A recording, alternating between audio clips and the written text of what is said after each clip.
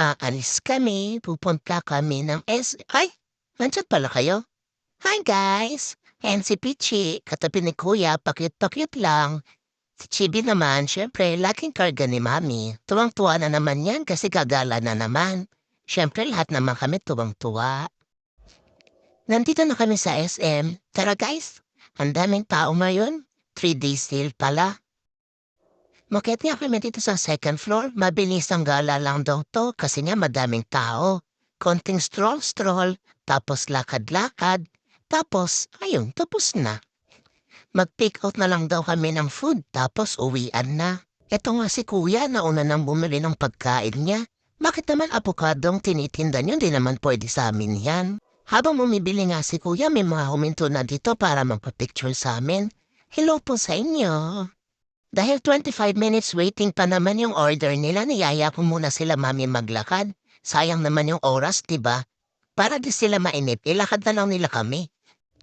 Yung kasabay ko naman lumakad pagkabagal-bagal, akala mo Miss Universe. Parang naggagala talaga, window shopping yan. Ay sorry ka, hindi kayo makakapag-window shopping ni mami ngayon kasi madaming tao. Ayan, medyo konti yung tao sa part na to kaya naglakad na ulit si Chibi. Pero pabebe, wag lang maglakad tong dalawang to. Tingnan nyo naman, nakapagpahinga na ako bago pa nila ako abutan. Pero ang totoo, nagmamadali lang talaga akong maglakad para madami pa akong maikutan. Baka maubos na yung 25 minutes.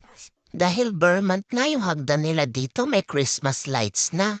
Gusto nga pong paakyatin ni Daddy, kaso ayoko. Gusto ko kasama sila Chibi. Nakita niyo yung buntot ni Chibi? Excited yan? Kung napanood niyo ibang videos namin, gustong-gusto talaga ni Chibing umaakyat sa mga hagdan. Kaso ngayon parang low energy na siya, hanggang 4 na baitang lang. Syempre gaya-gaya kami. Pag ayaw ni Chibi, ayaw na din namin. Kaya binalikan na lang namin yung take out kasi time's up na daw. Tara guys, uwian na. Nauna na si Daddy at saka si Kuya, iniwanan na kami. Parang gutom na tong dalawang to ah. Lobat na si Chibi at saka si Peachy. Pero ako, may 50% energy left pa. Huwag tayong magpapalata na napagod tayo guys para lagi tayong gagala.